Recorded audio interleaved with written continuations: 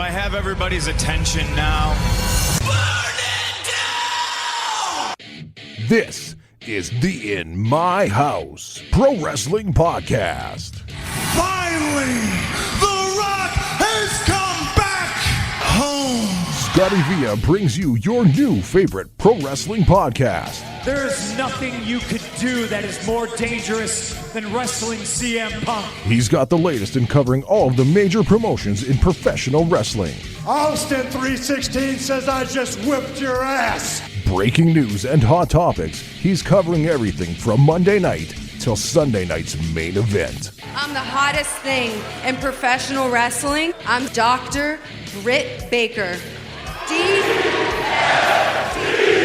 And we never forget to go old school. I was rowdy before rowdy was cool. From the golden era The irresistible force meeting the immovable object to the attitude era. And if you're not done with that, then he's got 2 words for you. To the revolution. It's about the 14 years it took me to go from undesirable to un-goddamn deniable. And everything in between. This is your pro wrestling podcast. This is In My House. Give me a hell yeah. Welcome everyone to the Mouse Pro Wrestling Podcast. Holy cow. There he is. He's back. Scotty V here. Scotty Villa is alive and well. Well, I'm alive. Well, I'm not so sure. That cough. Must be allergies. If you're just tuning in, Scotty V with Monday Night Mike. That's right. Back on the pod in person. In person. A vacationing UK Tom. The Commonwealth is on vacation. That's right. He said, fuck you guys. I'm taking a vacation. I'm sick of it. Yeah. So here we are. Yeah, it's just us. I think he's going to Winnipeg, he said this week. Oh, yeah. So. Have a nice little trip. I mean, I do hope his vacation's good. Yeah, I mean, I've seen. Fuck Commonwealth Tom, respectfully. Respectfully. Fuck that guy. Yeah. But. We'll edit his picks for Clash in Italy. We'll edit his picks. But he'll be back not next week. It's just Mike and I again next week, and then he'll be back the following week. So you've got a couple weeks here of just the original core. The duo. That's right. That's right. Thank God we got Commonwealth, though. He watches wrestling. Yeah. Like, he's all over it. He's tweeting. He's getting limited on his tweets because he's tweeting so much. Elon Musk and Twitter are saying that's enough, Tom. Yeah, let's hold it. Save it for when you're back on the pod. Exactly. So, I mean, our pre-ramble was about Saved by the Bell, so that speaks volumes to how this week's episode's going to go. just trying to stay rad over here. Yeah, just staying rad, of course. That's what we do. But if you want to hit us up on the socials, at In My House Pod, that's where you'll find us on all the major socials, including Blue Sky. Tom? Oh, that's right. You're not here. That's right. Go. He's secretly. I don't know what you call the tweet on Blue Sky. Ooh. You bluey? You bluey? Yeah. Did you bluey it? Yeah. He's secretly on there. I know he is. Probably. Yeah. Because we do get a couple of likes and retweets every week. I think we get more shares on Blue Sky. Oh, incredible. by just random people and listeners than we do anywhere else. Well, thanks to those random listeners. And not the faithful. Not the faithful, no. They're dying for a Scotty Villa trading card. They're dying for these cards, but I'm not seeing a lot of shares or likes. A few likes, not enough shares, if I'm being honest. I mean, shows are coming up, gang. We're going to be live in person. That's right. There is cards. There's cards to be. I've seen them. Cards to be handed out. Yeah, we don't want to hold on to them forever. No, I don't, because if we can move these in a quick and timely fashion, maybe there'll be a Series 2. Oh, man. Maybe there'll be a Series 3. The special card is going to be pretty tough. Yeah. It to beat. Series 1, I'll be honest, Series 1, the special card, it was mostly for us, to pop us guys. So I don't know if a lot of the listeners will get it. But and they might. They might. That's true. We do reference this. I don't know if the image has been used on any of the graphics. I don't think so. You don't think so? I don't think I've used it. I'm the one that makes the graphics, so yeah, I don't think so. But I mean, like, you've made a lot of graphics. Yeah. Yeah, I don't think I've used it on the graphics at all. That's So, good. Yeah. That's good. A little glimpse into the In My House Pro Wrestling Podcast group chat. That's right. Yeah. That's right. Yeah. For all of you who are wondering what that's like, Oof. make sure you share and you like. And Yeah. there could be cards coming your way. Should we? Because I have about 3 or 4 packs. Don't let people know how many you have. I think it was the biggest mistake. But do we give them away by packs, or do we just give out an individual card here? No, and there? I think if You wanna you're complete it? earning it, you're earning a pack. That's fair. That's fair. I mean, because the Scotty Villa one is sought after. Thanks, Slate. Hey, I didn't like the tone of that. First of all, thank you, Slate. I mean, obviously, thank you, Slate. He is in the faithful. He is, yes, very much in the faithful. That's our guy. Love Slate. We haven't seen him at a show in forever. That's what I'm saying. So Slate Reaper, it's coming up. it's coming up. I couldn't tell you the CW's date. coming up. Tom's not here, so. It's just coming. But it's coming up. Yeah, CWE's coming back in a few months. There's Couldn't tell you when that is either.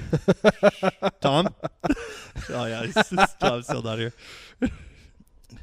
I wish I could just do a Tom impression, but No, he probably doesn't want that. the only thing I could think of him saying is calling somebody a fucking twink. Yeah, So I can't- exactly. I can't think of anything it's best else. you don't. Yeah. Or a cunt. Like, I mean, Or yeah, things he could say. yeah, he can get away with that. Us, I mean, we could say it, but people would be like, "That's in poor taste, you guys." I mean, if you've listened to any episode of the In My House Pro Wrestling podcast, a lot of it is in poor taste. I mean, if you're looking back to any time I've said fade to black, I mean, it's in poor taste. But yeah, we got some packs to give away. We're still thinking of ways and figuring out ways to get these out to listeners. But as you heard us before, just rambling, like it and share, and we'll get you a long way in our books. It's a long way. And I mean, be out at local pro wrestling. That's right. You never know who you might see. That's right. So just be aware. Just be aware. Hitting that share button does a world of wonders. Yeah. So Scotty will be very happy if you do. I don't get Mike. I'm going to sidetrack for a second. All right. So I like this. I created all the social media accounts for us. Yeah, you did. For the In My House pod, which is great. And early on, I took it really personally that like friends and family weren't sharing. Oh, I don't share it. And then I realized Monday Night Mike doesn't even share this fucking I don't thing. even watch wrestling. So I How am I still have a job on this podcast? It's beyond me. you're the fan favorite. You're the fan favorite, it doesn't Mike. sound like it. Isn't that right, Slade? Doesn't sound like anyone's after a Monday Night Mike trading card. But honestly, when I was like, Mike doesn't share it, I shouldn't really care. I'm just doing this for fun. This is what my stance has always been. I think we've both initially starting it, right? Yeah. Sure. Yeah. In a dream world, I'd love to get paid to do this wrestling Absolutely. podcast. In a dream world. As of now, what you're experiencing, the listener, is what would have just happened on a day-to-day basis anyway. These conversations are the kind of things that are happening if there's a mic in my hand or not. Yeah, we literally said we need to start doing this podcast because we were having these conversations over the phone for an hour at a time, 2 hours at a time after a pay-per-view or after a Raw that Mike tried to watch and shut off. Listen, if it's after WrestleMania, you got me every time. Yeah, You've got me every time. Yeah. So I was just like, fuck, man, like no one's sharing this, and that. And then I think it was with a good chat with you where it's like, yeah, I'm just talking with my pal, talking wrestling. If people like it and listen, cool. That's all I can really ask for. So I forgave that part of like, all right, my friends and family aren't sharing, and Yeah. I forgave it, but I didn't forget it. So now, lately, I've been hit up by, I'd say a handful of people. Okay. A good handful. I would say a good, solid handful of people that are saying, hey, I'm starting up this new venture.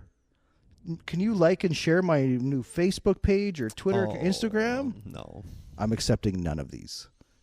Invite to like this new fan page? No, I'm declining that. I'm not, because I watched. You never once shared any of my shit. Oh yeah, you're on it. I'm on it. I'm not keeping notes, but I've got a pretty good memory. You listen. If it's like something like this where someone's wronged you, I don't think they've wronged you by not sharing it. No, they haven't. But that doesn't mean I have to like your shit. Oh, that's right. You know what? Even if I was just like, I can get behind that, I'm still not jumping on board. In the last like 3 or 4 months, there's been people that have either been coworkers or now former coworkers, and I'm starting this new podcast. I'm starting this new website, social media account, this, and that. Could you please like it and share it? I leave them on red. I let it be. And then I look to see if they share any of my stuff following their request. And they don't, so I don't. And I think that's fine. I'm good with it. Fair is fair. Absolutely. Eye for an eye. I think so. So good luck with your venture. But yeah, all the power to you. Yeah. I'm not saying I want to see you fail. No, I hope you make $1 million. Sure. I hope they're hoping the same for us. Yeah. But yeah, I don't know. I mean, we're waiting for the Fed to just send that email. Yeah, it's any day now. I mean, it's going to be specific of just like Scotty's able to come. Yeah. We'll have Scotty Villa show up to this event. I mean, Finn Balor's involved. I'm definitely not invited. No. Well, I might have some heat with Becky Lynch. Tom definitely ain't going to be allowed to come after what he's said about Sami Zayn and Cody Rhodes. So I mean, those two I've said things about. I'm definitely not going. I'm for sure not going. But yeah, I don't know. I'm very much in the camp of cool, man. If you support me, I'll support you. There's another wrestling podcast that was somewhat local, and met the person and everything. Super nice dude. Was telling him about the podcast. He's like, I'd love to listen. Make sure you send me your latest episode. So I did. Got some good feedback on it. Nice. So, and he had a wrestling podcast too. So I started sharing his shit all the time. And then I realized he's not touching any of our stuff. He's not. It's a competing podcast. Exactly. I mean, that's on you. It is on me. I was just to trying to be friendly. They're going to share another podcast. Yeah, I was trying to be a friendly podcaster. Be like, yeah, I'll help you get your shit out there. I mean, like, anyone who's listened to this podcast knows we're not friendly. Well, not anymore. Actually, I think we're good with people who listen in person. You two are. And like I've said before, I'm a bit of an introvert. I like people, but I'm not you. I'm not like the guy that will just start chatting somebody up. Okay. I mean, I get that. I've seen you do it. I've definitely done it, but it takes a little bit. I've seen you converse with strangers in line at WrestleMania. And that was a long line. It was a long line. Motherfucker almost got stabbed. Listen, man. It's not my fault. It wasn't your fault. I just being friendly. You're being friendly. You were being, I don't know if this would be considered friendly, but you were a protector of the line. Oh, man. When a 16-year-old and his mother tried to cut the line. Listen. And you got the line to boo them. Well.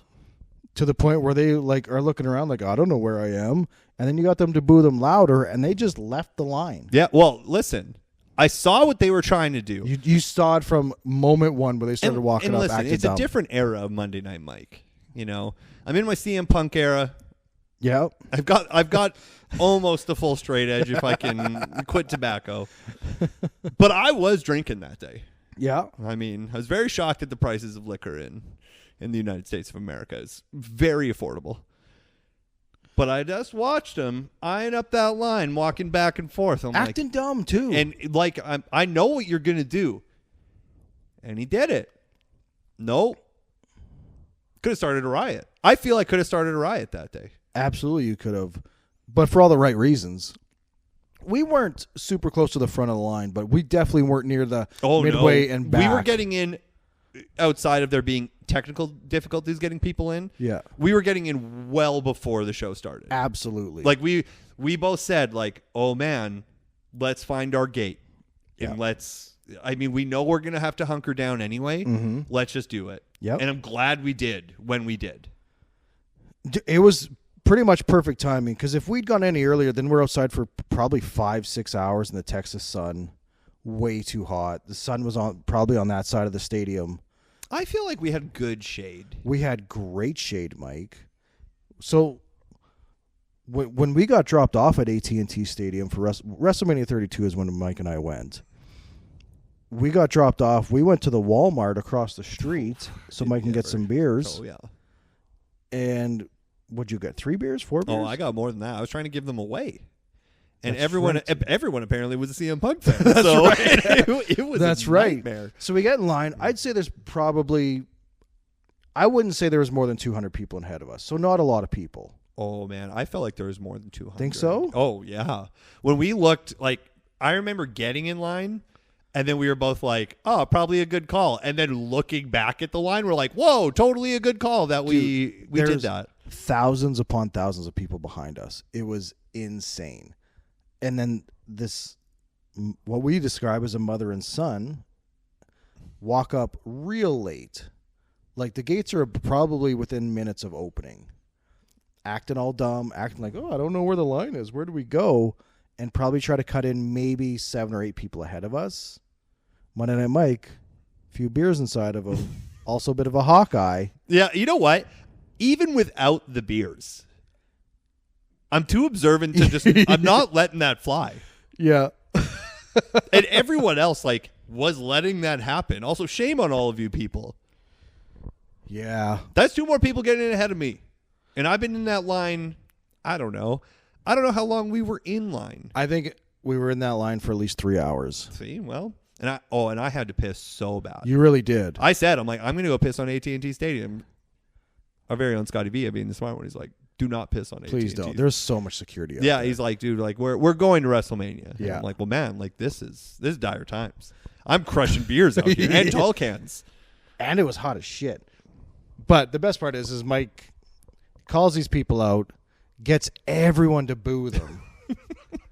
And I'm not talking like the 5, 6, 7 people in front of us. Like people like at the front of the gates are turning around looking and booing these people. People way behind us are booing them, shaming them, and they just left. Mike, I don't think they got back in line. I think they just went back to the street and got in a car. Yeah, they're like, we're not going to WrestleMania. Yeah. Sorry, dear. Dream's over. Yeah. Yeah, they probably lingered and went in behind us. Oh, absolutely. Absolutely. Dude, we should tell the story about how we got into Mania. So obviously at AT&T Stadium, there's like tons of metal detectors or whatever, right? And I want to say, let's say there's about 10 different gates. But there's one singular line. And the gates are opening, but the line is not moving fast at all. And you could hear security guards shouting something like, let's go, keep it moving, this, and this. And again, we're probably, I think, at least maybe around 200 people. You think a bit more. I think it was more. So a security guard just keeps coming to the line saying, guys, go around. There's multiple gates open, but no one's paying attention. Literally no one. I'm paying attention, though. My guy, he's on it. So the security guard's looking right at us. Mike's interacting with other people. I grab Mike by the arm and say, let's fucking go. We cut around the line, walked right up to a gate where no one's going through. There's multiple gates where security are just waiting to scan people, but everyone's going through the same 2 or 3 gates. Meanwhile, there's like 8 on the other side that no one's using. We just go in that, scan our tickets, and we're fucking into Mania. Like, we skipped around hundreds of people. Yeah, and that was even after, like, the network outage where you couldn't scan anyone in. That was on the other side of the building. The outage was on the opposite side of the building that we were in. So, like, you think of the infrastructure, but we got in. We saw the whole show. We got in. We saw the whole pre-show. Yeah. You missed a little bit because you had to go take a piss. I did, and I got beers. And you got beers. I think I went and got a 7-Up, and I said I'm not missing anything, and I just went right to our seats. Also, I know it's about 10 years too late, but huge thanks to the ushers there because they looked at our ticket and they took us right to our seats. Man, I will say, I've been to the Link in Philly and AT&T Stadium, both incredible service. I actually, at that point, granted the dollar was what it was when we went to WrestleMania. Yeah. But I didn't feel like it was the worst pricing on stadium drinks or food. I was pretty happy with beer prices because after I got beers, I wasn't going back for beers either. Yeah. We were pretty much locked in. We were in. Which was unfortunate when Stone Cold Steve Austin came out that I didn't go for beers. But once you're there and you realize you're like, okay, and that's when WrestleMania is a whole day affair. Like you're there for 5 hours. Yeah. You're like, I really don't want to miss anything. That's how I was. Like once we got into our seats, I think you went and got beers and took a piss and all that stuff. Mm-hmm. But I got my 7-Up, went to our seats, then you left, But I was like, I'm not missing anything. Like, No. I paid enough money to be here. I'm watching, I think it was Ryback versus Kalisto, like a luchador for the U.S. title. Then there was the Total Divas match. Mm-hmm. And then there was the Dudley Boys versus the Usos in a tables match. That's right. And our side of the arena was filling in nicely. The opposite side of the arena, which wasn't hard cam, luckily, was completely empty because the scanners weren't fucking working over there. Yeah, that sucks. Sucked for them. It like obviously our side still wasn't full, but like when you watch back to that pre-show, it's an empty fucking building. Also, shouts out to us for going early. We went pretty early. We did. To the venue because we're just like, we're going to know what gate we're going to. Yep. We're going to be all set up. Yep. So once we got there, surveyed the building, we're like, okay, this is where we need to be. And then we just started cutting a lap. It was like Rikishi's party. By the Walmart. Was by the Walmart. Yeah. We're like, are we trying to go to Rikishi's party? And then we also looked at that. We're like, oh, no, we're not doing that. No, it was after Mania. We still hadn't really figured out how we were getting back to our hotel. Well, which we figured out quite well. Oh, yeah. It wasn't a cheap ride. It was $100. I mean, $50 each. We were good.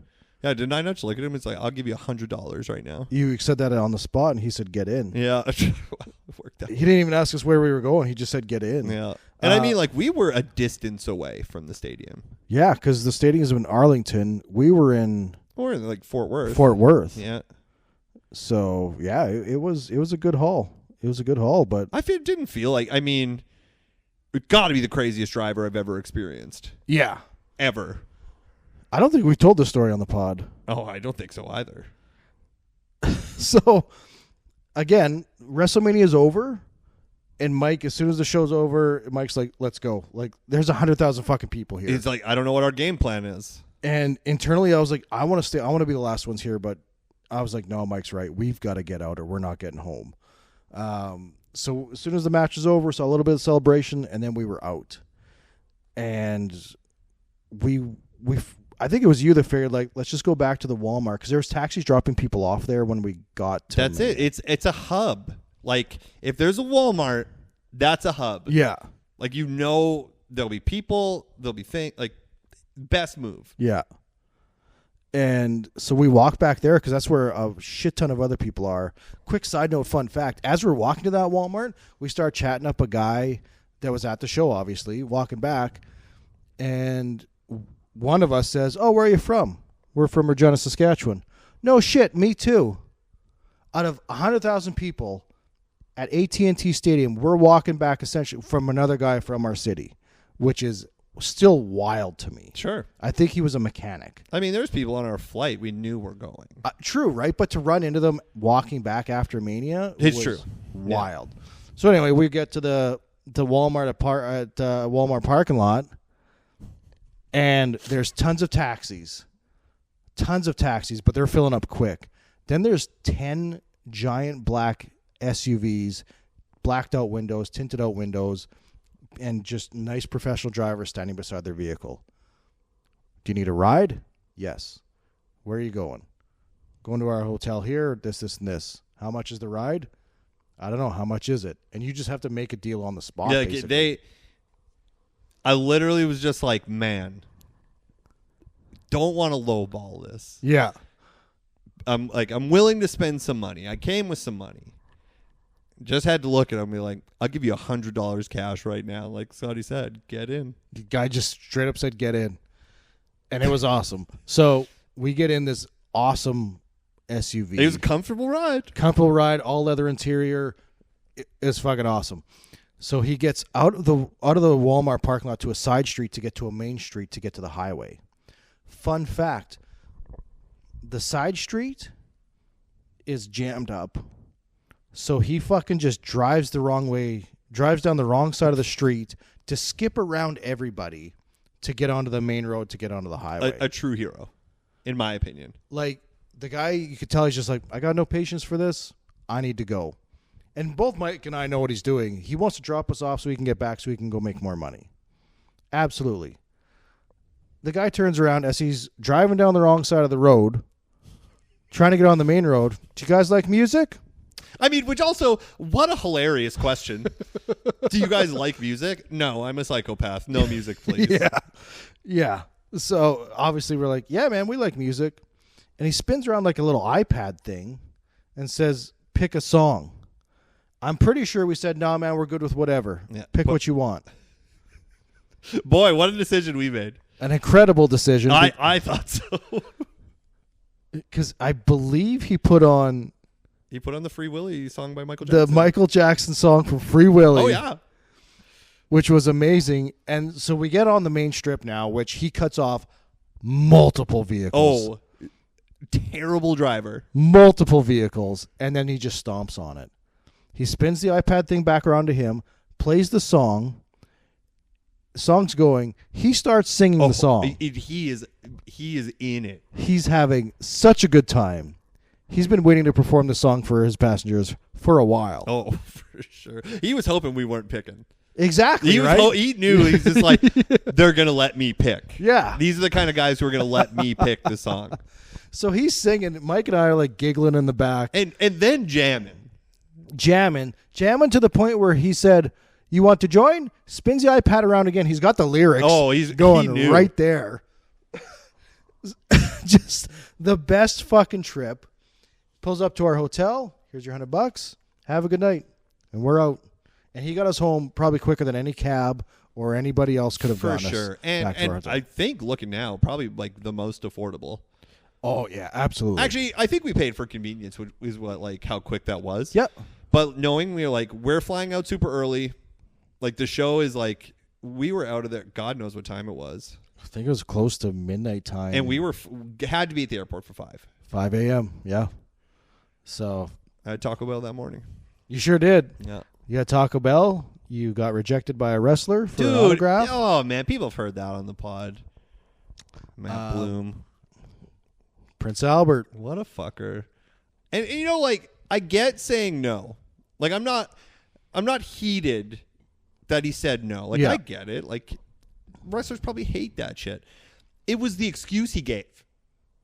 When he's just like, nah, I'm going to my gate. I'm like, well, me too. So that's wild. It's just what a choice of words that was. But then I think it's that exhaustion point too, where it's like, I don't sleep on planes. Yeah. I'm just too tall for it. The second we got to Toronto, we took up entire benches to sleep on at our next gate. We had a pretty long layover in Toronto, like a good 4, 5, 6 hours. It was a long layover. It was a long layover. To another long flight. Yes. So, yeah, we're in Toronto. We get to our gate. No one's there. Literally nobody's at our gate because our flight doesn't leave for hours and hours and hours. We'd been up since 4 a.m. to be at the airport for 5 a.m. We packed the night before. Oh, yeah, we were responsible. We were prepared. We really were. Yeah. And you were a great guide because I hadn't done much traveling, definitely not by plane or airport as an adult. So you're just like, no, here's how we got to do things. And we did it great. Be ready. Yeah, exactly. So we get to the Toronto airport. I think we maybe grabbed some food again. I can't remember. But we get to our gate and there's no one there. It's like, man, fucking tired. The come down. Right? So Mike stretches out over like 4 or 5 seats because you're a tall fella. I covered maybe 2. I'm a little short fella. I mean, you covered more than 2. I know. But but I remember laying like half on my side on my stomach, my suitcase right beside my head, so I had my other arm up on that. I vividly remember putting my arm on there and going, this is pretty comfortable. And then I remember waking up probably 4 hours later. It's the best feeling when you're just like, oh, I actually had that nap. But you wake up to 100 people surrounding you. You're like, oh, my God. Like, you're probably so choked that I am asleep across a whole row of seats. Dude, absolutely. In my brain, I equate it to wrestling. It's like if you fell asleep in a wrestling ring and you woke up 5 hours later and you're in a battle royal. Yeah. Because you're surrounded by people. And then to find out our gate's moving anyway. Yeah. Like, to be like, oh, like, okay, we're not even where we're supposed to be. It really was a wild scene. You wake up and you look around and you're like, fuck, there's people right at my head, right at my feet. There's people standing, and Mike and I are fully stretched out. And I know I slept deep, which means I probably snored super fucking loud. Whatever, man. Who cares? But wake up, I don't know if it was me or you that woke up first. I think I remember waking up I first. bet it was you. If I listen, And I was sitting on a up. pretty good drunk. Like I needed the rest. Man, I remember waking up and then sitting up and being like, "Oh man, this is bad," and people just eventually moving into the seats that I had covered. Yeah, you're just like, I'm sitting up now. You can sit down. And then I remember moving gates, and then I remember thinking, because this was a super long flight, I have to get my iPad out so I could watch Impractical Jokers for the entire trip, and that's what I did. Yeah, I don't know if I. Dude, do you remember the guy that was sitting across from us? The big Taylor Swift fan? No. I'm pretty sure that was us. Have I been on? Yeah, it was one of our flights where a guy was wearing a Taylor Swift bracelet. Not at that point. That must have been a trip with the wife to Toronto. Maybe. Because Taylor Swift at that time wouldn't be popping you're probably off. right. I think I'm mixing that up. For us, it was just like we had, like on the way there, we had wrestling fans. I couldn't tell you about the way home. Yeah, on the way to Mania, yeah, well, there's definitely restaurants. On the way home, I don't think we really ran into anybody that we picked. Like, we were to ourselves, other than the fact that at the Dallas airport, at our gate was Bobby Roode, Yeah, Jackie Redmond, Yeah. and I think a couple others. I might be Matt Bloom was there. Yeah, Matt Bloom was there. And then when we were in Toronto, I saw, but didn't say hello to, I was very tired, very shy, a woman that I'd had on the radio show that I produce, that she wrote or had a book out, and I was like, oh man, that's her. Holy fuck, that's really weird. I'm not stopping to talk to you. I'm so tired. No, can't do it. Yeah, but yeah, it's weird. But that was. I mean, the greatest adult trip I've ever taken in my life was to Wrestlemania 32. It was a hell of a time. It was a great time. Our hotel was right beside a Fuddruckers. Listen, like, you guys got to know. You obviously know. You hear the episodes that Scotty Villa has the palate of a child, like an actual child. I believe the term that you've diagnosed me with is baby mouth. It is baby mouth. Yeah. But the eating, for me, like, I love food and can eat all of it. Yep. Like, no dietary restrictions. I'm not picky. I can eat at any place you choose. I can eat there, and we'll probably enjoy it. That So sounds like a normal I adult. remember like getting to the hotel. Scotty's excited. There's a Fuddruckers in the parking lot. Fuddies. Now I'll tell you, Fuddruckers was great. It Like, was. I'm not throwing shade at the Fuddruckers experience. There's great staff who worked there. Scotty learned about Grape Sprite, changed everything. Changed everything. Changed everything. Coke beverage-wise. Freestyle machine? What the fuck is this? Oh, man. The Coke Freestyle machine was like, I was having vanilla Coke like it was going out of style. But, like, Fuddruckers is fine. It was when we had tickets for Access, then at that time, WWE Access. So it's what you see is their Comic-Con. Like, go see the history of WWE. Yeah. There's events to do, signings, all that stuff's there. It was that day we're like, cool, we're here, let's do the thing. This was, because we were there, what? Thursday, Friday, Saturday, Sunday? We flew in Thursday, got there Thursday night. Friday is when we went to Access. That's right. So we got dropped off literally right in the middle of downtown Dallas. And this is where I knew things were going to go bad. So we knew, like, okay, it's not open yet. We got time to kill. Yep. So we should probably go and, like, just walk around. We're not going to wait at the convention center all day. There's just no way we're going to do that. No. We start walking down. We're both hungry, clearly. We didn't eat breakfast. Did we have hotel breakfast? I think you might have. I'm not a big hotel breakfast guy. It was continental breakfast, so, like, it is what it is. Yeah. But we got there and we start walking, and Scotty immediately was like, "Well, there's a McDonald's right there," and that's where I was putting my foot down. We'd had the Fuddruckers, Yeah. so I was just like, "We're not eating McDonald's. We didn't fly all this way to eat McDonald's." And that's where we met our guy straight out of prison. Holy fuck. It's a good lore episode. We for have to people. tell that story. Now- we'll get to Clash in Italy soon. We but- will. That'll be the nice ending for the show to keep things relevant. Yeah. Scotty was talking about we're the best wrestle, but that's out the window. So we see the McDonald's, and I'm like, no, we're going to walk this way. Like, it's interior downtown. Like, there's going to be restaurants. There's going to be somewhere for us to go. Can I add just real quick, because it just makes a fun thing for the story? Mike and I have only walked straight at this point. We haven't even turned It's true. Like, we walked straight to see to the left there was McDonald's and to the right there was another street. Yes. We were truly at a crossroads. Yes. So we were about to turn a corner, and then Okay, so it's left was McDonald's, right is where I was like, we're going this way. Decision made. Big old strong fellow walking towards us. Getting closer. And he's looking at us. Yes. I'm like, oh, we're engaging with this person. Like, here we go. Like, there's no avoiding it. Hey guys, we're like, well, hey, and there's me right in the mix. Scotty wanted to talk to nobody. Closer examination. This man has a giant scar on his face. Huge like scar. It is comical. It is movie-esque scar. Like movie bad guy. He's a thug. Number 3 in like any type of action movie. Hey guys, just got out of the penitentiary. I'm like, what a way to start this conversation. Crazy. He's like, just looking for a little money to catch the bus. Me, being mildly afraid, but also like, I can't show this guy I'm a bitch. They're like, yeah, man, I got you covered. It was either $5 or $10. Scotty once said I gave him $50. I did not give this man $50. I did not give him $50 because I know of the ending of the conversation. I gave him the right amount of money. So I pull out the money and we'll go back. I'm going to actually say $5. The guy looks at me. He's like, man, do you pray? Which I immediately respond with, absolutely not. Which hilarious considering the scar, thug number 3, of course. Yep. Looks right at Scotty. Do you pray? Scotty answers yes. Yeah, sometimes I do. Yeah. Scotty didn't think I probably should have done. Helps me get through a bad day sometimes, pal. That's it. Sure. Keeps you out of prison. Not prison. So he's like, man, I'm going to say a prayer for you. Does the whole spiel. We're like, cool, man. Well, have a good day. Like, we're out of here. I'm not hanging out with you.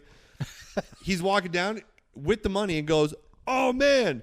And I got enough for a tall can. Which I was like, sick. Right. Like, how awesome is that? Oh, I'm like, made that guy's day. But that's why I knew it wasn't $50. That guy's buying multiple cases of beer in America for $50. Man, I'd bet $1. You gave him a big chunk of change. I gave him enough to ride the bus and get a tall can. I know I didn't give him anything because I straight up said I don't have any cash on me, which I did. But I only had 50s and 100s on me. Like I had no. See, this is what I'm change. saying. I came prepared. Yeah, maybe you're probably right. I was right. I know I'm right. The best thing about this is he just got out of prison, but he already had a cell phone charger around his neck. Oh, it's true. It's true, he did. Yeah. But nonetheless, the guy was stoked, and that's when we made our voyage down the street, and we find a pub. There's a little bar, and I was like, "This is it, Scotty. Yep. This is where we're going." And Scotty's nervous. You know he's nervous. It was called Frankie's. Yeah, and he's like, "What are they like?" I'm like, "They're gonna have chicken fingers here." Like, listen, we're going to a bar. Like, I was stressing it. Things that Scotty learned quick in the South. We sit down. I'm there to have beers. Yes, he is. Like, I mean, there's non-CM Punk era Monday Night Night. So, many of you who listen to the show have seen non-CM Punk era. So, get to this place. Great service. Oh, just the smartest service. Yeah, just an unbelievably smart waitress. That's no sarcasm. I know I don't inflect well, but very smart waitress. Scotty decides, he's like, I'm an iced tea fan. Scotty's an iced tea fan. He loves an ice cold iced tea. So gets the menu. He's like, I'll have iced tea. I believe she even responds with like sweet tea. Scotty not knowing is, yeah, sure. Sounds right to me. Like, exactly. It's too late. Like, it's in. And me, beers. Literally, the iced tea comes. Scotty tries. He's like, oh, no. Like, nope, that ain't good, host. No, it wasn't good, host. It wasn't brisk. Yeah, nope. It wasn't even lit. It was just sweet tea. It was sweet tea. That's correct. Oh, yeah. There was a rude awakening for me. I think I just drank water the rest of this time we were there. But we did meet a lovely son and mother combo. This part still is wild to me. Okay. Like, such an interesting story. All right. Because, yeah, we're outside on the patio, which we caught a ton of heat from the super smart waitress. Because it's Texas. She thought it was cold. She thought it was freezing cold because it was April. I think I was in shorts. You were in shorts and a t-shirt. I was in a t-shirt and shorts, I think, too, actually. And she was already irritated. No, I was in pants that day. The photos will prove that I'm in pants that day. I even had a hoodie at one point. Oof, I don't know. I think it was t-shirt, but anyway. No, I know because I had the gray hoodie on when I was holding the Budio box. Oh, that could be right. Yeah, and could be right. That was off when we were in front of Undertaker's casket. Yes. Good call. But yeah, super smart waitress. She had double D-side brain, like just a big brain. One of the biggest brains. Two big brains. So she's irritated that we're sitting on the patio because it's cold, too cold for her, but the fucking patio's open, so tough shit. Yeah. And for us, we were finally out of Saskatchewan winter, so we're like, fuck yeah, we're going to sit outside. We're stoked. It's like 20 degrees. This is great. So yeah, we're having our meal. Obviously got chicken fingers and fries. But yeah, a mother-son duo sit down at the table. Not the same mother-son duo that tried to cut in line. No. But completely different. I think they were from New Mexico, I think they said. So yeah, why do I think Florida? Either way. No, the guy that sat beside us at WrestleMania was from Florida. Okay. And he had gone to like 5 or 6 WrestleManias in a row. There it is. So the son kind of sits on the side of our table and their table were pretty much side by side. The son sits on the side that Mike is on. The mother sits on the side that I'm on. And full disclosure, my ear hadn't popped from the plane, so I couldn't hear shit. Yeah, he was actually pretty salty about this. I was the walk back when we were even talking to new friends made. That's right. Really bothered me because I couldn't hear anything. Yeah, you were bummed out. So obviously we spark up a conversation with these two, the mother and son. Like, are you guys here for WrestleMania? You're from around here. They're in town for WrestleMania. Absolutely. The mother starts chatting me up about where you guys from. How was your flight? You know, what are you guys doing in all weekend? A lot of questions from the mom. Well, I mean, they're making conversation. Yeah, absolutely. Scotty can't hear any of it. Can barely hear any of it, so I'm just smiling and nodding, like, yeah, I know, right? It's beautiful out here. Yeah, responding to all the wrong things. Absolutely. At some point, the mother gets up and leaves to go to the washroom or something like that, and the son turns to us with a big shit-eating grin on his face. Oh, man, it's so funny. And he says, are you guys going to any shows before WrestleMania? And we're like, no, we're going to Access today. Then after that, I think we might have bullshit and be like, yeah, we're going to try to go to NXT, but either way, we're just here for Mania. And the guy goes, my mom doesn't know this yet, but I'm taking her to a show later tonight. Oh, man. It's the perfect. We're like, oh, yeah, you're going to a show tonight? Where now? Interest peaked. He's like, yeah, like, I'm taking her to CZW. I'm like, oh, you're taking mom to CZW. Oh. Your mom has no idea what she's in for. Nothing. She doesn't even really watch a ton of wrestling, but she's taking her son to Mania and taking her to a local wrestling show. Man, is that funny that he we're just like, oh, I wonder if it's like some WrestleCon. Like, we know what's happening within. And it's like, no, we're going to CZW. I'm like, that's crazy. And now that I think about it, Mike, I've never looked up what that show was. Like, we should look up what CZW ran the weekend of WrestleMania 32. You know what? If Commonwealth Tom was here, he could have told us. Probably, but he's on fucking vacation. Fuck's sake. He's like, my mom doesn't know what she's getting into. And I remember him mentioning a specific wrestler who was like a Nick Gage type of wrestler with like, it's full-blown deathmatch. Was it Necro Butcher at that time? It might have been him. But this guy's like, there's going to be so much blood. There's going to be so much violence. She's going to not know what to do. And I'm sitting here thinking, I don't know if I'd do that to my mom. I'm also thinking, though, like, this mom was pretty cool. Yeah, right? Like, the conversation I had, like, she also looked like, for those who maybe don't listen in Canada, I doubt it, but our cigarette packs have images on them. Yes. So, like, really grotesque images of, like, what smoking can do. Oh, that's right. So she looked over and she's like, oh, my God, what is on your cigarette pack? I'm like, oh, like, in Canada, this is how they deter you from smoking. Like, the warning. This is the warnings we have. And she's just like, that is insane. Yeah. And then immediately looks, she's like, can I try one of those? I'm like, what a follow-up. She was a smoker as well. Yeah. So a little trade happened. But the kind of interesting people you meet, but it's like finishing our meal there, walking back, just people from Europe.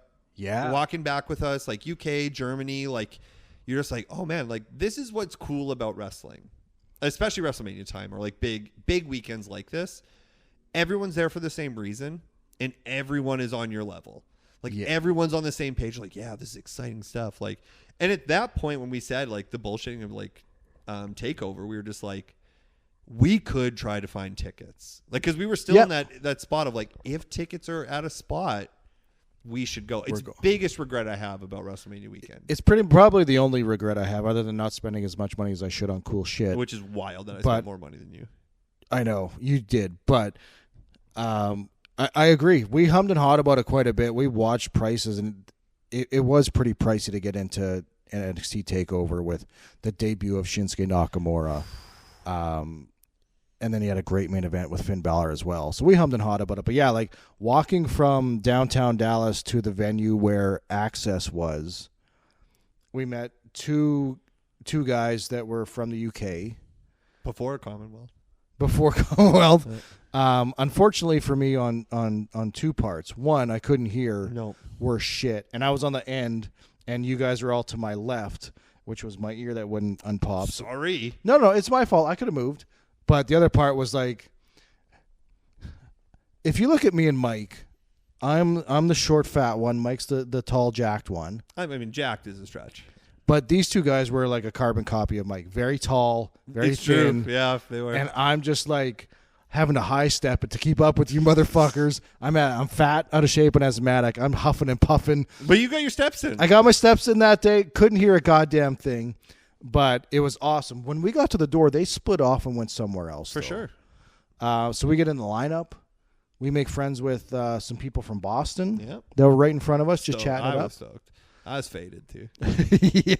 Yeah. You had some in you. It was cool for me because the guy was actually a radio producer in Boston, and I worked in radio at the time. So I was just like, whoa. So the Daniel Bryan 24 was playing? Yeah, right? You're waiting there, and the WWE Network is just playing on TVs as you're waiting to get into Access.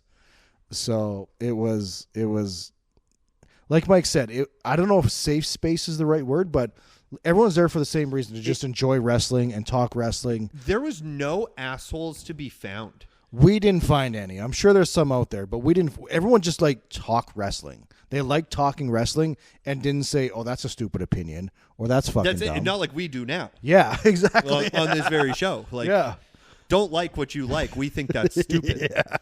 But everyone is like, when you get in there too, it's like your eyes light up, right? Like for Scotty, like everyone knows I don't watch wrestling on the podcast, but Scotty getting to see that memorabilia, like that history of wrestling, like eyes like lit up.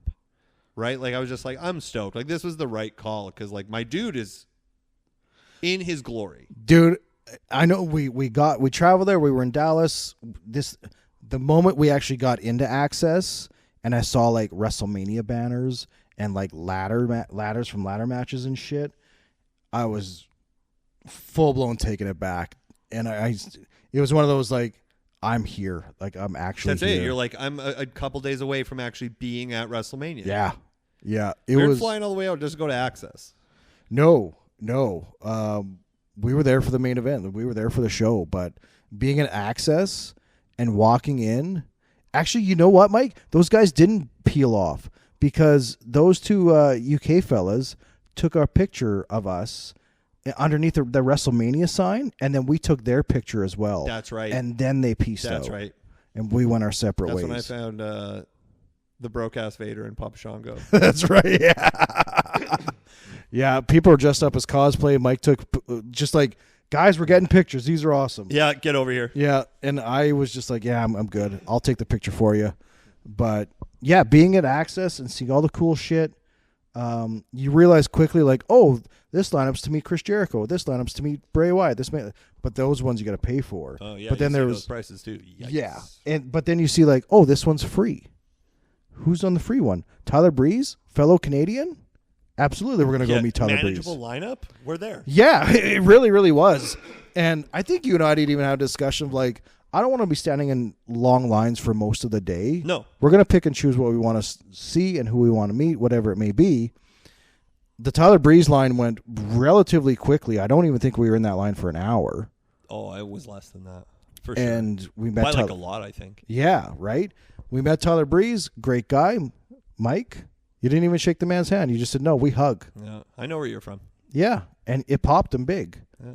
popped them big. We met Tyler Breeze, and then we went to like the Undertaker exhibit, like the TLC exhibit, the announce desk. Yeah, the announce desk was the one worth it for sure. And if you follow us on Twitter, our banner picture is Mike and I at the WrestleMania 32 announce desk, and yeah, that was great. But when we got to the Hall of Fame exhibit,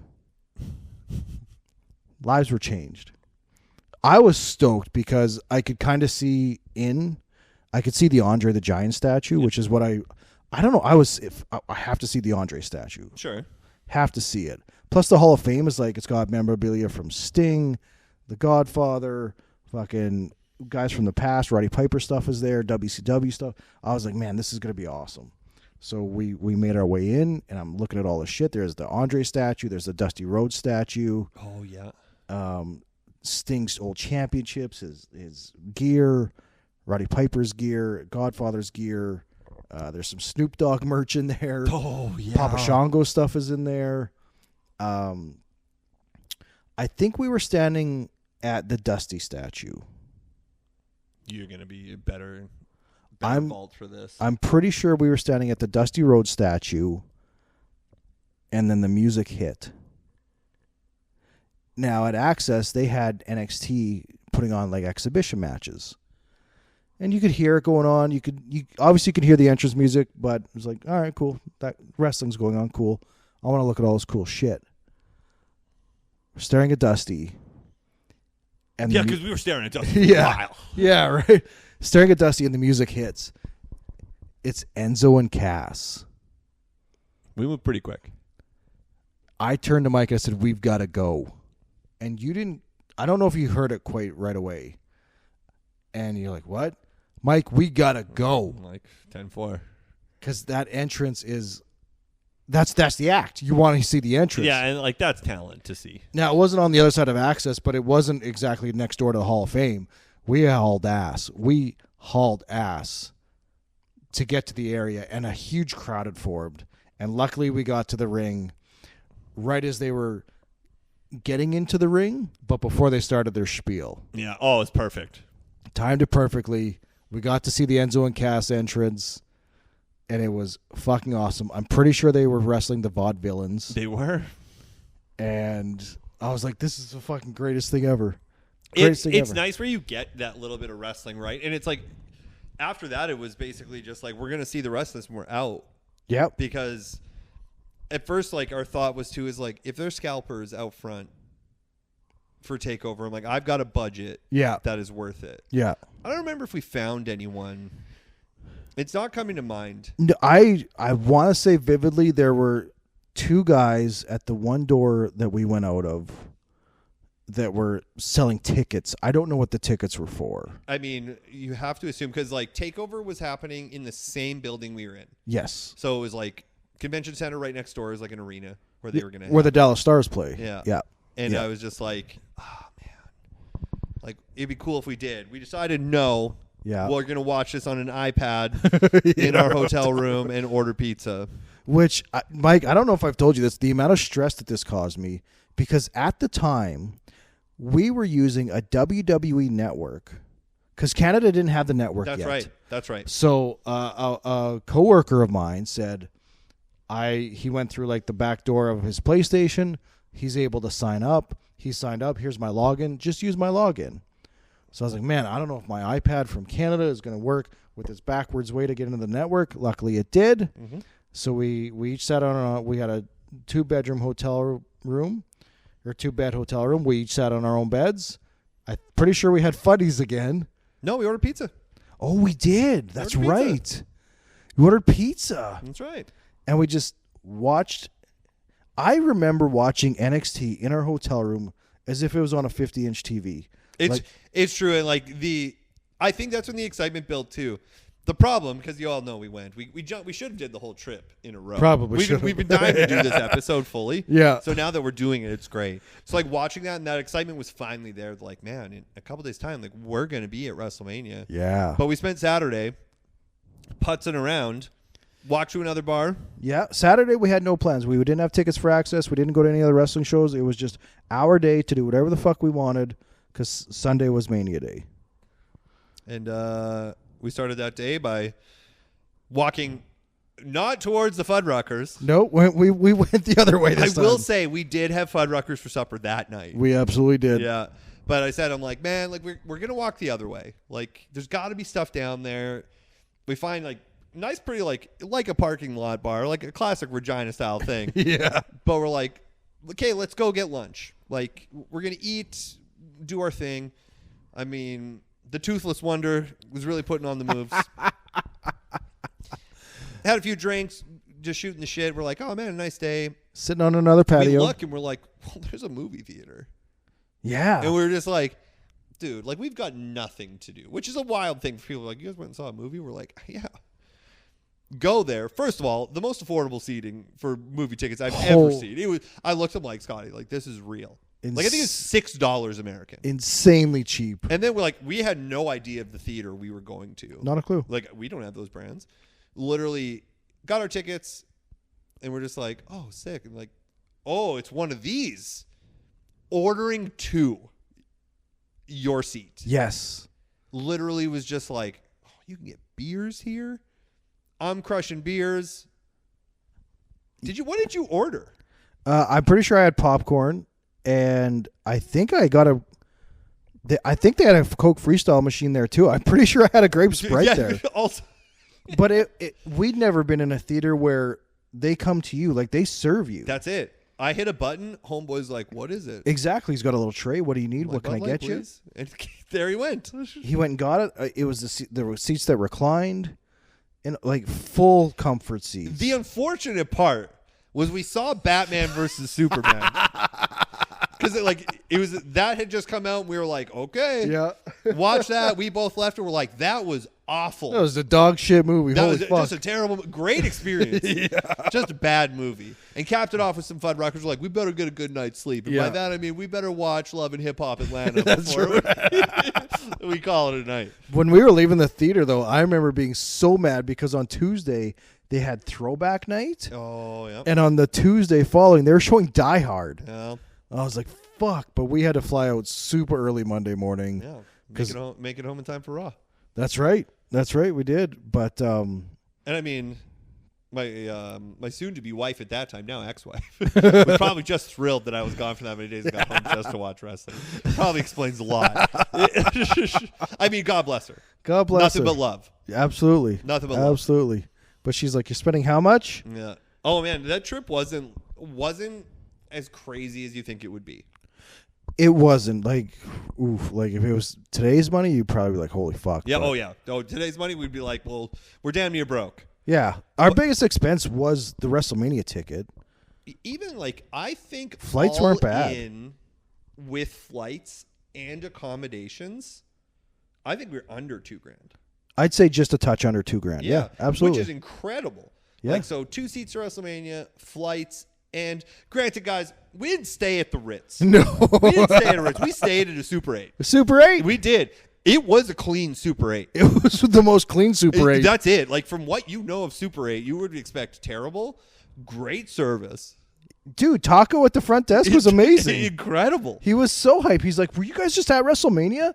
Yeah, man, we were. Oh, man, I wanted to go, but I had to work tonight. Like, he chatted us up big time. And there's people in our hotel who were going as well. Yep. Because when we booked, like, accommodations were like, hey, man, like, this is what I have in our price range. Yeah. And a decent distance to where we're needing to go. Yeah.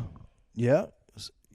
Yeah, because we were in Fort Worth. Yeah. And we had to go into Dallas, and then we had to go to Arlington. I mean, the Dallas one is, like, super short. Like, those trips those were cabs. I want to say from our hotel to downtown Dallas was like a $45 cab trip. That's probably about right. Yeah, yeah. So it was what it was. That's probably included tip.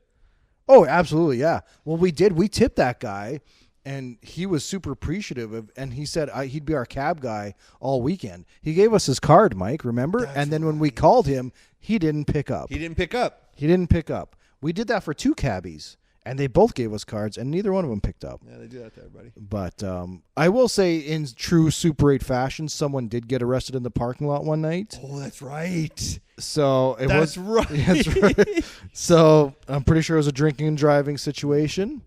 But everything worked at the Super 8. Oh, absolutely. Air conditioner worked. Bathroom was clean. Yep. Beds were clean. Beds were clean. Dude, it was a great Super 8. It was. Did Scotty mention there was a Fuddruckers in the parking lot right beside it? A completely dead Fudd. Like, nobody was going there. I think we're the only people in there eating every time. Absolutely. Well, the first night when we landed and we went there because we were starving when we finally got to the hotel. Yeah.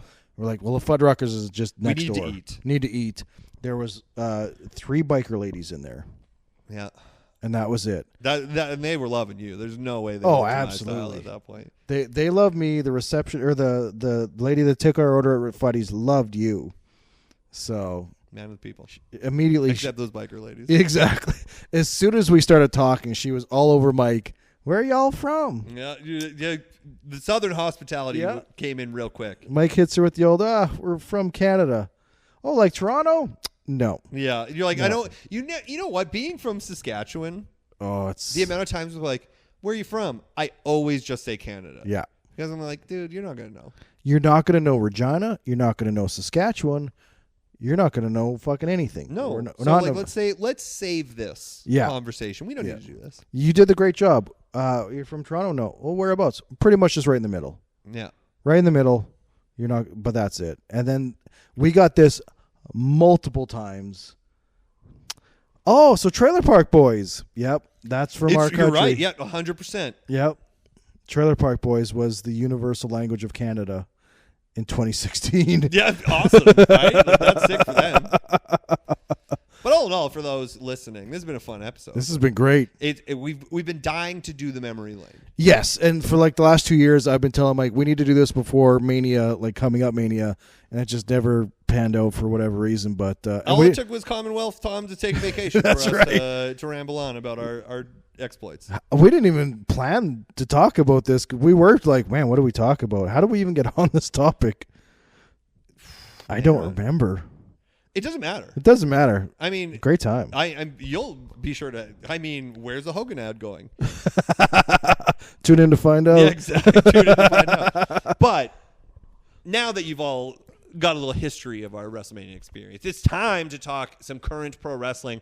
That's right. Clash in Italy this weekend, Sunday. Scotty, what time is that again? It will be noon Saskatchewan time on Netflix. So be ready to go for that. I'm excited for it. I love an afternoon show. I mean, it's ideal. It's a nice way. The only like bummer now, Mike, is for us, we've just sat through 8 months of god-awful winter weather. We finally have beautiful, too hot, but beautiful weather. And now I'm going to spend 3 hours of it on Sunday afternoon watching my pro wrestling. But I love my stories, Mike. Love my stories. I will also probably, I don't know if I'm watching live. Hard to say. I will be watching, though. But like every other PLE except Saturday Night Raw, which we don't pick for. No, but it was this Saturday night main event might have been the most fun one yet. Okay, sure. I had a great time with it. Yeah, you also have a great time watching Raw. Here we go. Scotty, here's the card. Okay. Including Commonwealth Tom picks. He has given us his picks. Yes, he did. So let's start off with the Women's Intercontinental Championship match. It's Sol Ruca versus Becky Lynch. Scotty, who does Commonwealth Tom have? I bet he has the same as me. Commonwealth Tom has Sol Ruca. I also have Sol Ruca. Ooh, man. I know. Listen, every argument you're going to make for Becky Lynch still having it is fine. It's time, and I think there's no better time than to have Sol Ruca get the workers title for the push. They see the light. I'm very much like I could see them doing it because they do it all the time. I fucking hate the quick call someone up, put a title on them right away. And that's fine, but welcome to the Fed, and you know that. Yeah. But also, I think Sol Ruca's destined to be a star, so I'm okay with Sol Ruca getting the title here. I'm also picking Sol Ruca. I think I'm going to go Becky. And I hate the fact that I think I'm picking with my heart on this one because I hate the fast push. But I'm going to go Becky. Might cost me. What's next?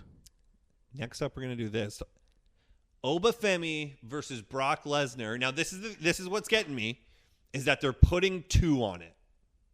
Yes, they are. Now, if they didn't put the number on it, I would have been fine saying Oba's beating him again. But I got Brock. I am firm that they are, for the biggest party of the summer, they want Brock Lesnar there, obviously, and it's got to be against Oba Femi for Brock versus Oba 3. UK Tom also picked Brock Lesnar? Yeah. I am as well. Yeah, I just, knowing the Fed and like what you want for big money matches in like getting into SummerSlam, yeah. Brock has a good time to go away. Oba can keep doing whatever because Oba's over. Yeah, big time over. He can squash whoever in that meantime, or growth on promo, which I talked about it last week, I believe. Yeah. I think it's important that he loses here because then you got to have a mic in your hand. And you have to start doing that work more. Yeah.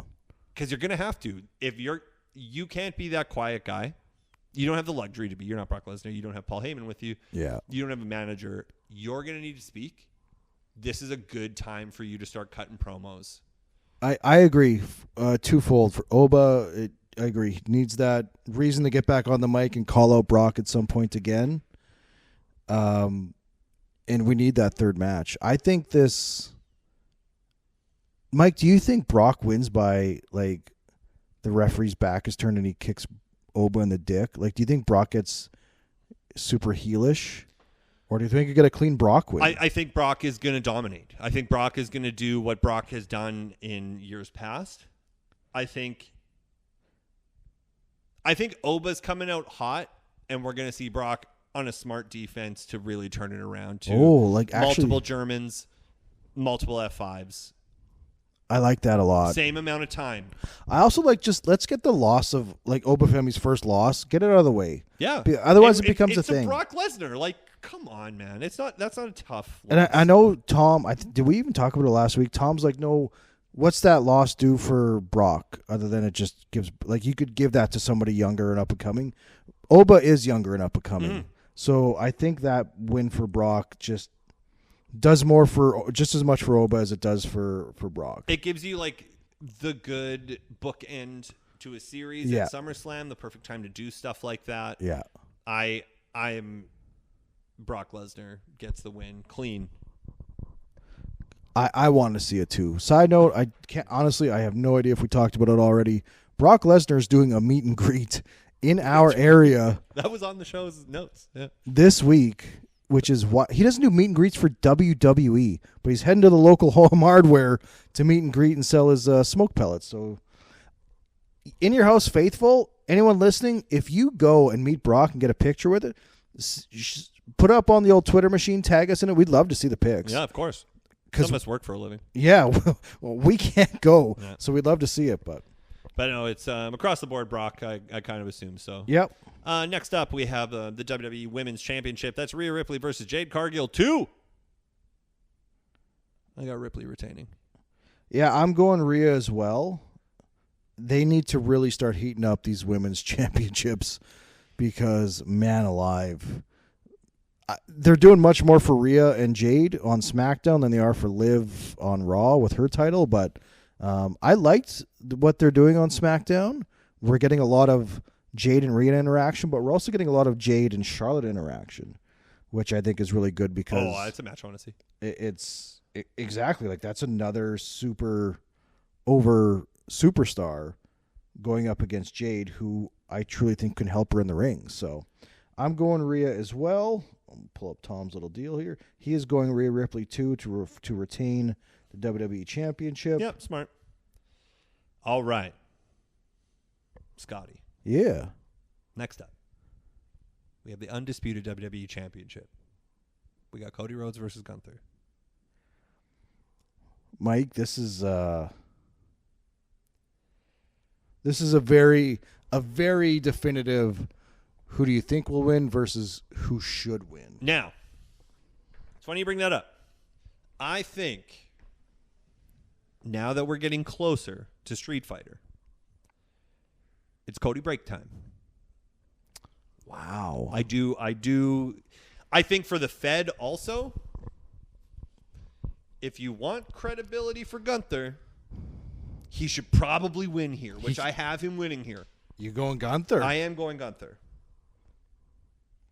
If Cody beats Gunther, Gunther should have never retired anyone. Because now the pool of people is like, oh, are we just waiting for Randy to come back in that gap? Right. That sucks. That's terrible. Because that's a wait. It really, really is. It's a great point. I'm very much like Gunther cannot lose. No. For a long time. If you're putting Gunther here now, it's because you know he also has to win. Yeah. I'm sorry. Like it makes no sense to me to have him go out and lose clean to Cody Rhodes. I think he lost clean to Cody a couple years ago at the King of the Ring. Yeah, way before he started finishing careers. Way before, but I think that might be even be part of the story of like I need my win back. Sure. I don't know if it is, but with the career killer that we're dealing with, who hasn't killed a career in months now, since January, he needs wins against credible guys. Cody's the WWE champion. He's the most credible. He needs to beat Cody Rhodes. Do you think Schmaz, though, if not? Like, I think this has the highest potential for Schmaz. Very good potential for Schmaz. If I hate being the guy that goes, well, if it's done right, I'll like it. Well, obviously, if it's done right. Guy. If it's done right, if it protects yes. Cody, you're okay. Exactly. I don't want that though. Like I'd rather. I think Gunther's got to win clean. I think Gunther's got to win clean too. I don't want a Schmaz finish. So are you picking Gunther? I'm picking Gunther. I think that's a great pick. I think Tom's the only person who's not picking Gunther. He's got Cody, which is wild. I want Gunther to take this thing and pass SummerSlam. Like, take this champion. I don't want this to be like, oh, well, SummerSlam's coming up. Cody's got to win it back there because it's SummerSlam. No, I don't think want Randy and Cody's great without the title. I really like the title being involved with Cody and Randy because Randy's wanting that 15. Yeah. And good call. Yeah. Turning his back on Cody just adds to that story and that legacy. Oh, I see what he did. Is this on? Is this on? Legacy? I think it's just lining up more for like you're gonna do a press run for that movie you're in. Do we remember the street date for Street Fighter? I mean, it's just easy for me to find, Scott. He'll have a quick look. Yeah. I think. By the way, yes, Tom has Gunther. Tom has Cody. Mike and I have Gunther. Me being a massive Cody fan, I do think Gunther needs to win this. Oh, never mind. That movie is so far away. That has no bearing on this whatsoever. If I'm seeing that right, it's October. Oh wow! Okay. But that has zero bearing. Yeah. But still, we see guys taking breaks all the fucking time. It's kind of annoying. But Gunther's got to win clean. Gunther won against Seth. Was there schmoz with Braun Breaker at Mania that cost Seth? Or was that after the match? I think it was after the match. Like, Gunther beat Seth clean, right? Was there? No, the spear happened. Was that during the match, though? I feel it. Oh, I think it was. I feel like ages ago, even though it wasn't. It was literally a month ago. But, yeah, Gunther's got to win clean. I don't want any involvement from the Vision at all. Oh, no, sorry, Cody. He's fighting Cody. No, there's nobody really on Cody's side. No. Cody doesn't have friends, doesn't have pals. He's easy to find but hard to beat, Mike. Easy to find, hard to beat. Now you're like, yeah, it's the booking afterwards for Gunther, right? Because then you got to you have to look. It's like, are you running back Cody? Because you have to run back Cody. Well, that's the thing. There's this one's the most interesting booking, forward. I'm probably the most confused by. If I'm picking Gunther, I'm like, oh shit, who's his opponent?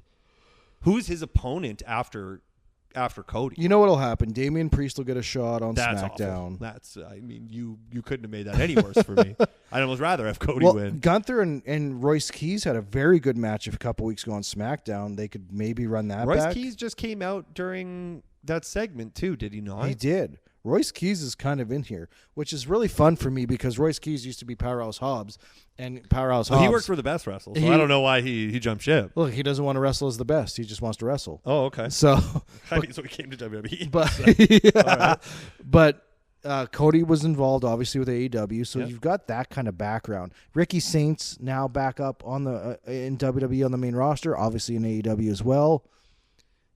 Could Cody be kind of building his own faction or interacting with these guys? I think in that title picture, I don't want anyone to be a part of a faction like that. Yeah, Gunther doesn't have anybody, so having a babyface having a faction to take down Gunther doesn't make sense. And for me, I think it's good, like, if you're looking at the card, like, I think this is the good heel win. Yeah. Like, the good pure heel win. Because Brock and Oba, I still can't tell you who's who. Like, it's just two big guys that the crowd pop for. 100%.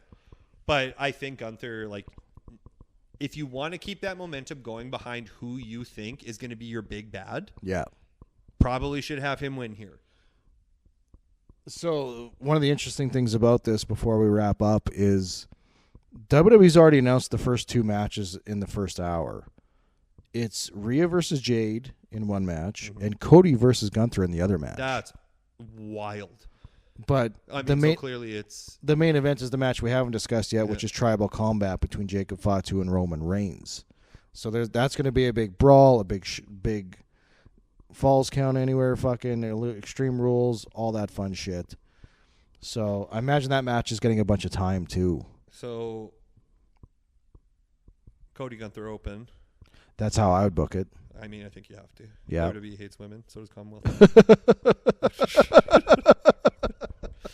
That's second for sure. Yeah, I'd imagine, Roman and Jacob are going to get some time. I think so. I think people are invested. People are really... I saw a little bit of the promo, like the highlight. Yeah.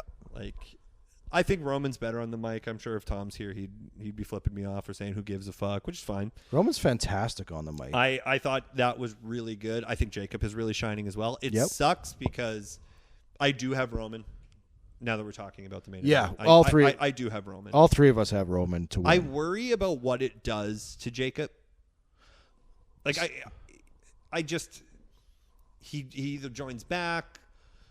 So here's my maybe theory guess. I'll just call it a guess. Sure. Because Jacob's been doing double duty since Mania. He's been on Raw and SmackDown. He's been chatting with Royce Keys as well. Royce Keys is being like, I've got you in any way you need. I got you. We both came from the same fucking shitty wrestling schools and wrestling companies. We've been on the streets. I've got you. Terrible. Jacob's been fighting with Solo and the MFTs on SmackDown and then fighting with Roman on Raw. So there is a chance that if Roman wins, Jacob kind of goes back to SmackDown and he's like a top. Maybe he takes on Gunther next. He went after one championship to feed his family, didn't win that one. Well, fuck, I'm going to go after this one now.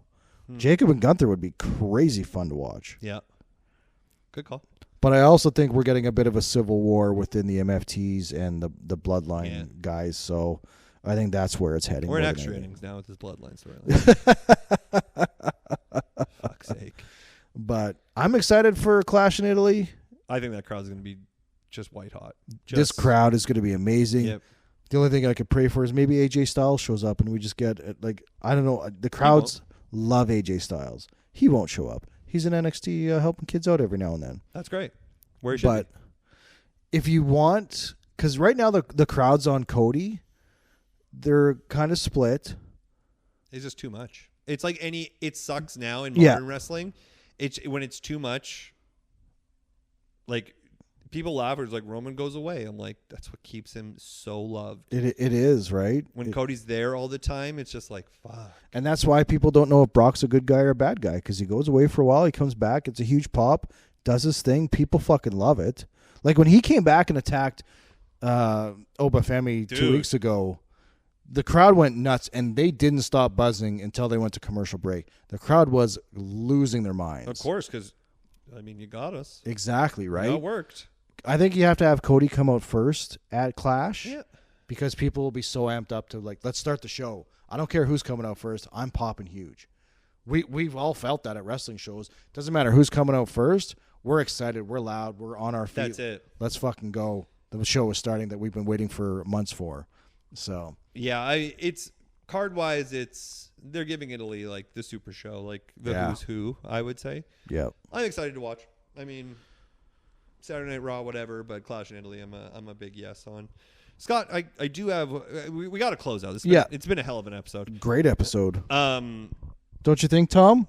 Oh wait, That's you're not right. fucking here. Still on vacation. God damn this guy. Still.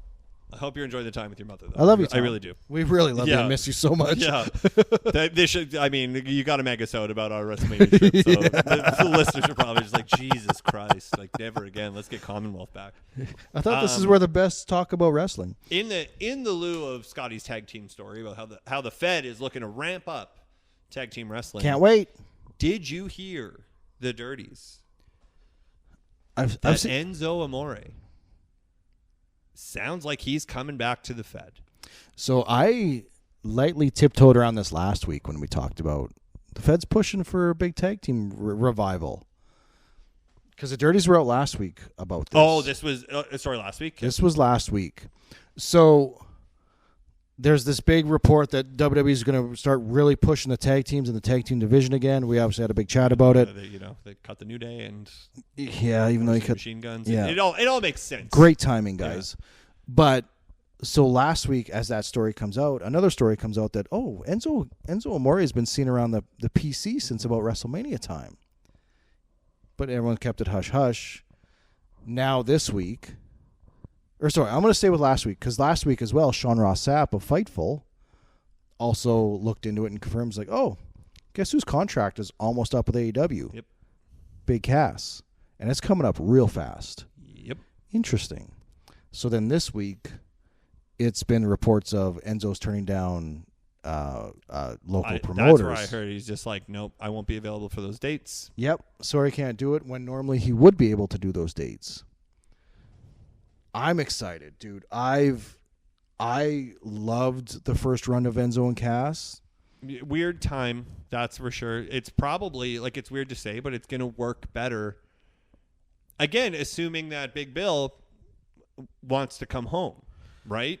Like, Enzo on his own isn't exciting to me.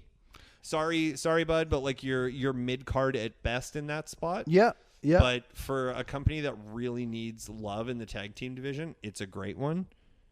I also with things swirling, it's just that long deal for FTR.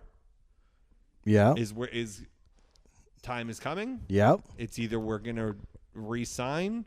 I know it sounds like there has been a lot of interest in having them come back to WWE. I think the Fed would do as much as they possibly could to get Revival back. I don't think it happens, though. I also am in a camp now where I think, them having a podcast, things are said. Yeah. Feelings are hurt. Yeah. Granted, CM Punk came back to WWE, so anything is really possible.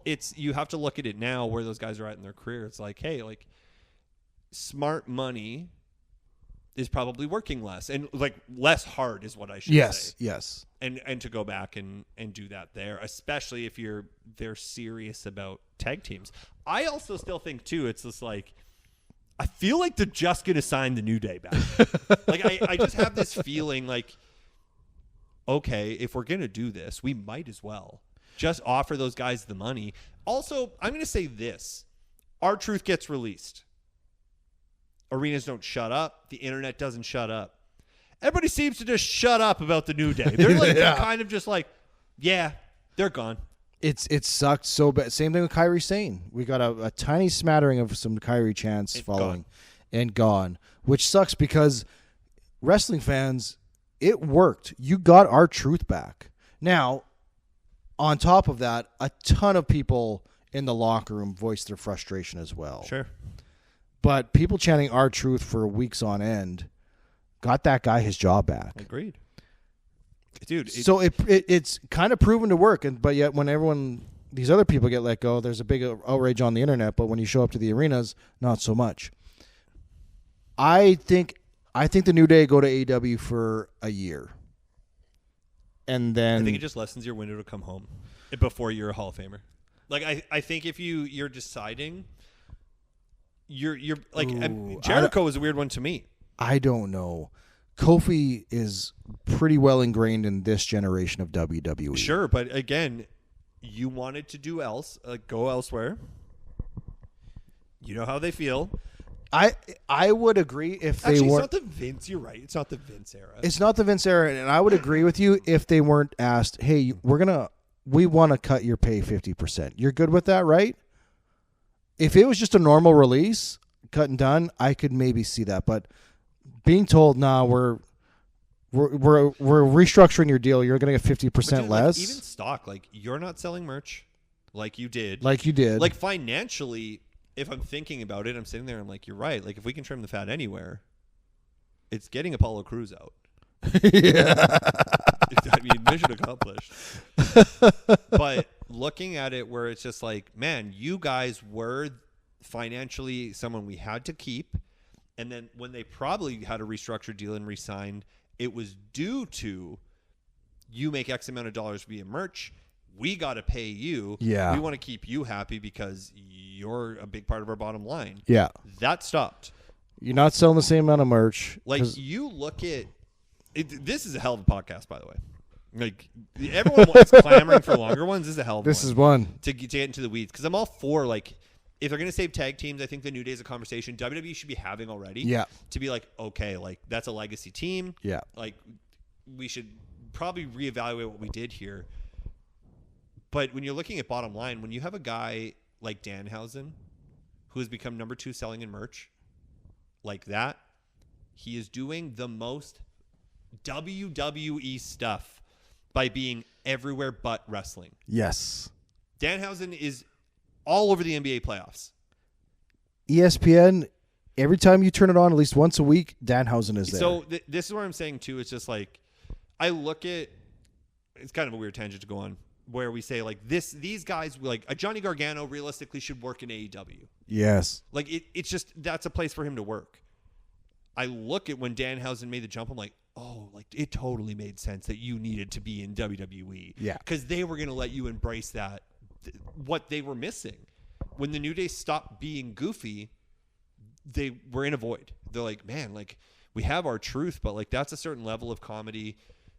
Danhausen is brought back where it's like, getting the non-wrestling fan who are in like alt spaces of like alternative music and stuff like that, they're like, man, Danhausen, like more eyes coming back to the product. Yeah. Granted, it's not like the bubble has burst. Yeah. Like wrestling is, that bubble is, we're on the decline again. Yeah. But Enzo and Cass together works, I think, in a way where it's like, oh, wrestling's kind of stupid and fun. Like, this is kind of stupid and fun. Right? And we need a little bit more of that, because I look at the card for, like, Clash in Italy that we just went over, and I'm like, this is pretty hard-nosed, like, yeah, we're wrestlers. This is your top tier You echelon see of Enzo wrestling. and Cass opening, and you're like, whoa, wrestling's ridiculous. Yeah. Like, this is crazy. If the New Day could bounce back and realize they're like, okay, we're definitely not heels. Like, experiment gone and wrong. If they get re-signed, I mean, I feel like they're good. You're probably right. They're probably going to be all elite. I think that the fact that they have an opportunity to finally face the Young Bucks, face Kenny Omega, Take the opportunity. Take it now, get all that merch money from AEW when it comes to T-shirts and maybe some buy rate. Sure. And then go back to WWE where you have more opportunities for merch because you can sell the T-shirts, you can be the action figures and the video games. Right now, AEW doesn't have action figures anymore, and they don't have a video game. That's big money. Big money. And your T-shirts, I don't know what T-shirt sales are like for AEW, but It's where the best wrestle. You imagine they got to be good. I would hope so, but they don't have... I mean, you want to hear what I think? I don't think they sell like Danhausen's merch does. No. I'm with you. I want Enzo and Cass back. Here's why I think it'll work for 2 reasons. Maturity. Yeah, oh, for sure. Big Cass is now clean and sober. Yeah, oh. When he was on the main roster, he was not clean and sober in the slightest. Different era. Right? He's clean and sober and can fucking work. Like, I'm not saying he couldn't work before, but watching him be clean and sober in TNA and in AEW, and I know people shit on it, which is fine, but him with Jericho and the Learning Tree, for me, I enjoyed it quite a bit. It was fun. It was corny. It was poking the bear at the internet, wrestling fans, which was fun for me to watch. But then when Big Bill and, the bounty hunter guy, I can't remember his name. The other guy that was in the Learning Tree. I'm sorry. He's a great wrestler. Sure. When they had tag team matches, I was like, this is fun. And Bill can go. He's a monster. He's 7 feet tall, and you can't teach that. You can't teach that, Scott. You can't teach that. So I'm begging and dying for Enzo and Cass to return to the Fed. So if they do, like we're playing the if game, just to wrap this up, are they going straight to the main roster? Yeah, Mike, they're going right to SmackDown, and they're going to take on The Miz and Kit Wilson, because you don't think Kit Wilson's going to just stand there and let them be toxic? Absolutely. Enzo and Cass is the most toxic motherfucker out there. Right. You're right. Good call. And if I had a dime for every time someone called me toxic, I'd have 0 dimes. Yeah, you're right. You're right. And that's great booking. To me, it books itself. Right? It's so fucking good because he's going to call them cowards. And then Big Cass is going to be like, yeah, they're boneless. And then Enzo's going to be like, chicken tenders. Yeah. It's one of my favorite. I fucking butchered it. But if you go on YouTube and just look up Enzo and Cass boneless chicken tenders, it's one of their very early NXT promos, and they just lose, and it makes me laugh every time. Man, I think it's like a more welcoming time. I think you can embrace a little more fun in wrestling. I think it's working. I think Danhausen is living proof. Dude, not everything's going to hit like Danhausen. No. Like I'm saying, you're probably going to miss. Absolutely. Danhausen needs a new finisher because the big boot with the big fucking Ronald McDonald shoes doesn't do it for me. But for me, it's just like, it makes me think of WrestleMania the arcade game. It does, and which I hated that game so much. Of course you did, because you hate fun. I don't hate fun. Yeah. I just hate arcade wrestling games. They're not fun for me at all. But I just, Mike, if I'm fighting Yokozuna and turkeys are falling out, I'm not having a good time. So funny. But Danhausen proved that you can be a decent worker and be super entertaining and over, and it works, and people enjoy it and laugh. That's Enzo and Cass. You can be decent to very good workers, and I think Big Cass is a very good worker now that he's clean. Enzo can just hold his own. All he needs to do is talk. It's talk. hard to say now. Like, he's got size on him, too, and I think it's all lining up great. Yeah. For that to happen. But if that's the case, then you probably should have reevaluated your cuts if you were so serious about the tag team division.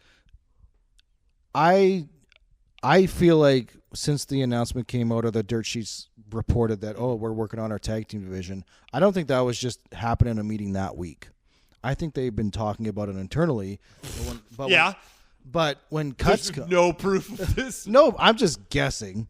But to me, I'm just like, my reason why on Saturday Night Main Event, they had a giant video package for the tag team division, for tag team wrestling, for the tag team championships, because I'm pretty sure the men's tag team titles were the main event of that show. And they had a giant package talking about the history of tag team wrestling. Then you're right. Then there's your starting point. Exactly, right? It sucks that Logan Paul's hurt now and had to give up or had to leave. He's not giving up the championship. Braun Breaker's now taking that title. Which, you're Braun Breaker, that sucks. It's a bit of a step sideways instead of forward. They love doing that to Braun Breaker. But my guess is they're losing those titles real quick to get Braun back onto whatever he was doing. So Street Profits, congrats, new tag team champion. Yeah, but give me more tag team wrestling. I think on Saturday Night Main Event there was 3 tag team matches. One was a 6-woman tag, but it's still tag team wrestling, and I had a great time with it. Yeah, you're singing the praises. I won't watch it, but I mean, I hope, because you're right, to fill out and diversify a little bit. I would like to see more tag team wrestling. I think it's a crucial part of wrestling. Yeah. So, I mean, Fed, I hope these rumors are true, that Enzo's coming, which I hope would mean that Big Bill, aka Big Cass, is also going to re-sign. Love to see it. Love to see it. Before we wrap up, 2 seconds here, Mike. If you're going to watch anything from this week, watch Penta versus Javon Evans from Monday Night Raw this week. Banger? Fantastic match. Okay, banger. I would also even suggest going to Saturday Night's Main Event and watching Penta versus Ethan Page. I saw you were singing praises. Just, if you want to watch 2 matches this week, watch those. Those are fantastic. It's a big ask, but I can't wait.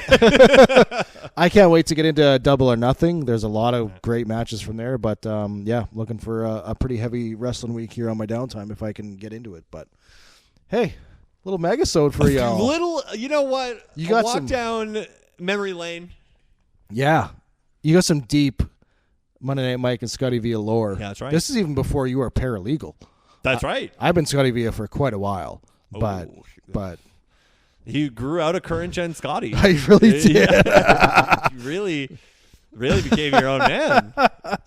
Which I actually internally I thought, I'm like, man, current gen Scotty's such a fun nickname, such a fun gamer tag. But I mean, it sucked for you. It did, because I was on the current gen Xbox and everyone's on the 360. Which I think is funny because like we were looking at it like next gen, which it now is. Yeah. Should have been old gen. Yeah, right. Scotty, but everyone started calling me Scotty Villa, and when I got that 360 for Christmas that year, I think 2006, changed everything.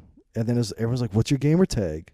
And it's crucial work, man. And because all of you guys at work, all of my buddies were like calling me Scotty Villa, and I really wanted to be current gen Scotty, I was like, I can't do it. I think I want to make these guys laugh. So I did it for you guys. Yeah, Scotty Villa. I did it for you guys. It's like the uniquely like being a Villa. It is in your name. Yeah. Like you were one who was gifted. Like it's in your name. Yeah. Which was wild because growing up, my nicknames were about me being fat. So this was a whole new, That's right, wide range of options. We looked past for the me. weight. Yeah. We looked past it. More lore. Yeah. I was just like, wow, these guys are fucking nerds. Yeah.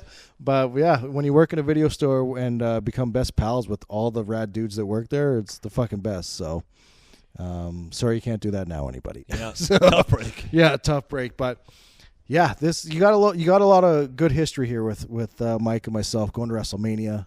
I mean, it's going to be hard to top. Thank God Clash in Italy is this Sunday, so we have something to talk about on next week's show. Yeah. I didn't even bother, which is a bad job for me as a producer, like sending out what should we talk about this week? Because I was like, man, outside of Clash in Italy, we hadn't watched AEW Double or Nothing, so I was like, we can't really talk about it. So it's not a whole lot going on. We handled it. This went well. I hope you guys enjoyed it. Let us know if you did on the socials at In My House Pod, and send us a tweet. Make sure to share and like. Hey, because you never know if a pack of cards are coming. You know what? I'll even forgive the like. Hit that motherfucking share button. There you go. Trading cards are on the line here, and when Commonwealth Tom gets back, we'll hammer home the true details. Because like Mike said, there's a local pro wrestling show coming up that we have tickets to in June that we are going to. We'll be there. There's a very good chance, maybe one, maybe two, maybe 3 packs are just there. But hey, if your attitudes are shitty, maybe none. Maybe watch your fucking attitudes, all right? Sorry, that's more like the podcast. That was the parent in me coming out. So, give a little more information to everyone. All right, pal, let's wrap it up. This is a fun one. It was a heck of a show. Commonwealth Tom again on vacation. Won't be back next week. No, it'll just be us here again. Yeah, we'll amend his picks to. If he picked winners, we'll make sure they're losers when we read them out next week. Just look, because I wrote down all the picks as we read them out. It looks like Tom picks Sami Zayn every single time. So wow, that's weird. It's not even on the card, so that's an immediate loss for him. That's exactly. Tough. That's tough. Trust me, I know that one very well.